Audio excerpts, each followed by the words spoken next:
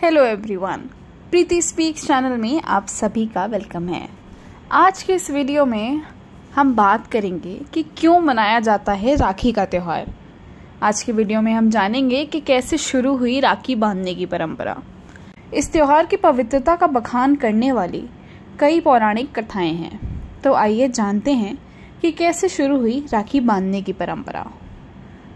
राखी का त्यौहार हिंदू पंचांग के अनुसार हर वर्ष सावन मास की पूर्णिमा तिथि को मनाया जाता है।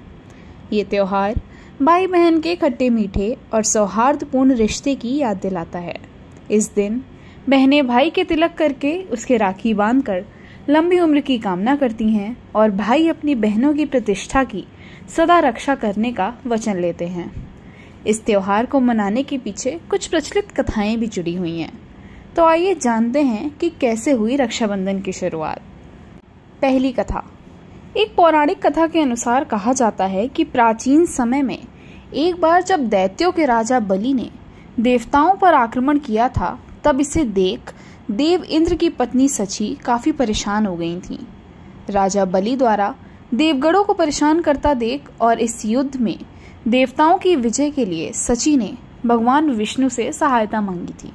इसके बाद भगवान विष्णु ने सची को एक धागा देकर कहा कि इसे अपने पति इंद्र की कलाई पर बांध देना, जिससे वह जीत जाएंगे। सची ने विष्णु जी के कहे अनुसार इंद्रदेव की कलाई पर वो धागा बांध दिया और उस युद्ध में उन्होंने राजा बलि को पराजित कर दिया। तभी से मान्यता है कि बहनें अपने भाई की और पत्नियां अपने पति को रक्षा सूत्र बांधकर उनकी लंबी उम्र और विजय की कामना करती हैं। दूसरी कथा। एक अन्य कथा के अनुसार अपनी बुआ के पुत्र शिशुपाल के 100 अपराध पूरे होने के बाद जब श्री कृष्ण उसे मारने के लिए शिशुपाल के साथ युद्ध कर रहे थे, तो उस दौरान श्री कृष्ण की तर्जनी उंगली कट जाने के कारण उससे खून बहने लगा।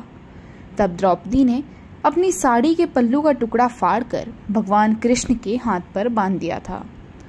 उस समय ही श्री कृष्ण ने द्रौपदी की रक्षा करने का वचन दिया। इसके बाद श्री कृष्ण ने अपने इसी वचन के तहत राजा धृतराष्ट्र के दरबार में द्रौपदी के चीरहरण के समय उसके सम्मान की रक्षा की थी। मान्यता है कि तब से यह त्योहार मनाया जा रहा है। वहीं रक्षाबंधन पर्व से ऐतिहासिक प्रसंग भी जुड़े हैं। ऐतिहासिक दृष्टि से इस पर्व की शुरुआत मध्यकालीन युग से मानी जाती है। भारतीय इतिहास ऐसे प्रसंगों से भरा पड़ा है जब राजपूत योद्धा अपनी जान की बाजी लगाकर युद्ध के मैदान में जाते थे, तो उनके देश की बेटियां उनकी आरती उतारकर कलाई पर रक्षा सूत्र बांधा करती थीं। वीर रस के गीत गाकर हौसला अफजाई करते हुए उनसे राष्ट्र की रक्षा का प्रण भी कराती थीं। कहा जाता है कि उस जमाने में अधिकांश मुस्लिम शासक हिंदू युवतियों का बलपूर्वक अपहरण कर उन्हें अपने हरम की शोभा बनाने का प्रयास किया करते थे। इससे बचने के लिए राजपूत कन्याओं ने बलशाली राजाओं को राखियां भेज अपने शील की रक्षा करनी आरंभ कर दी थी। इस परंपरा ने बाद में रक्षाबंधन पर्व का रूप ले लिया। वहीं चित्तौड़ की महारानी कर्मावती का प्रसंग तो इस संबंध में विशेष रूप से उल्लेखनीय है। कहा जाता है कि जब गुजरात के शासक बहादुर शाह ने चित्तौड़ पर आक्रमण कर दिया, तो महारानी कर्मावती ने बादशाह हुमायूं को राखी के धागे में रक्षा का पैगाम भेजा। अपना भाई मानते हुए उनसे अपनी सुरक्षा की प्रार्थना की।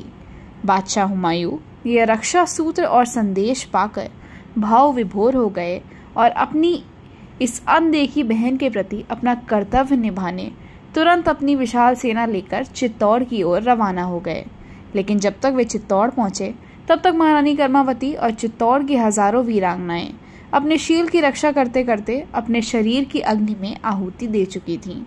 उसके बाद हुमायूं ने महारानी कर्मावती की चिता की राख से अपने माथे पर तिलक लगाकर बहन के प्रति अपने कर्तव्य का निर्वहन करने के लिए जो कुछ किया, वह इतिहास के पन्नों पर स्वर्णाक्षरों में अंकित हो गया तथा इसी के साथ रक्षाबंधन पर्व के इतिहास में एक अविस्मरणीय अध्याय भी जुड़ गया। इस ऐतिहासिक घटना के बाद ही यह परंपरा बनी कि कोई भी महिला या युवती जब तक किसी व्यक्ति को राखी बांधती है, तो वह व्यक्ति उसका भाई माना जाता है। तो आज के वीडियो में बस इतना ही। Thank you.